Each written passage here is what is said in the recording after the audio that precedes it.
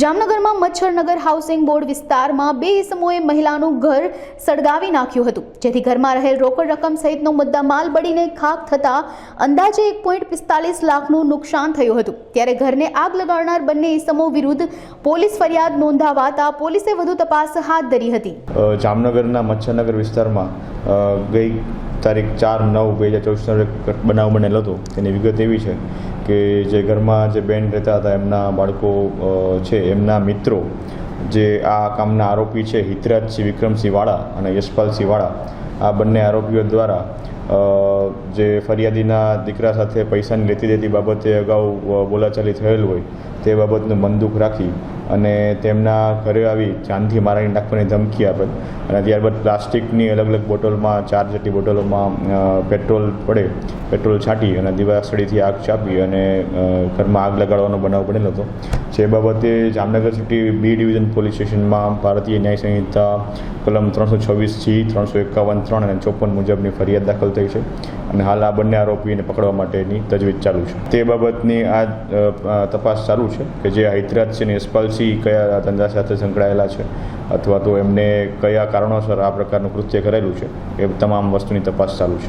મારું નામ જ્યોત્સનાબેન રમેશભાઈ પાનસુરિયા છે। મારું આ ઘર છે, ખુદનું ઘર છે। એ બે જણા આવી બુટલેકરોને મારું ઘર આખું હરગાવી નાખ્યું છે।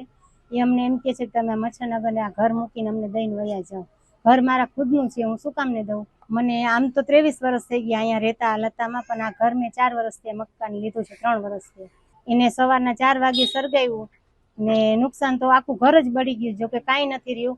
1,45,000 રૂપિયા મારા અમારે બીજે મકાન લેવાનું। આવું તો મને 3 મહિનાથી પરેશાન કરે છે। એ લોકો રોજ બાયણા ભભડાવે, પોલીસ કેસ કરીએ તો 1 દી લોકઅપમાં રાખે છે, પછી લોકો છોડી દે તો એ વધારે ભૂરાયા થાય છે અને પાછા આવે છે। પેટ્રોલના 4 શીશા લઈ આવ્યા હતા અને સળગાવ્યું છે। હા, પોલીસ ફરિયાદ નોંધાવી છે, કારણ કે હવે આખું ઘર હરગું એટલે નોંધાવી પડે। અત્યાર સુધી અમે નહોતા કહેતા, 3 મહિનાથી અમને હેરાન કરે છે કે તમે અહીંથી વયા જાઓ, તો અમે જવાય તૈયાર હતા। મારી પાસે પૈસા હતા, મારે ડિપોઝિટના દેવાના પૈસા હું 1,45,000 લઈને બેઠી હતી। મેં એને બતાવ્યા હોત કે ભાઈ અમે સવારે વયા જાશું, આજની તારીખ હતી, એને કીધું તું ખાલી કરી નાખજો। એ પહેલા અમારે થોડીક માથાકૂટ થઈ હતી તો સમાધાન થયું હતું, ત્યારે એને અમને તારીખ આપી હતી કે 9મા મહિનાની 2જી તારીખે તમે ખાલી કરી નાખજો। તો 2જી તારીખે અમે ખાલી કરાણું નહીં, 2જી તારીખે રાતના 4 વાગે પડ્યા। લ્યો ને, મારું નામ કિશન રમેશભાઈ પાનસુરિયા છે। એ લોકો 3 મહિનાથી હેરાન કરતા હતા મારા મમ્મીને કે દરરોજ આવીએ દારૂ પીને કે શું કરવાનું છે, મકાન ખાલી કરવાનું છે કે નથી કરવાનું। મારા મમ્મી કે આજે કરાવી નાખી, અમારી પાસે એટલા પૈસા હોય નહીં કે અમે મકાન લઈ શકી।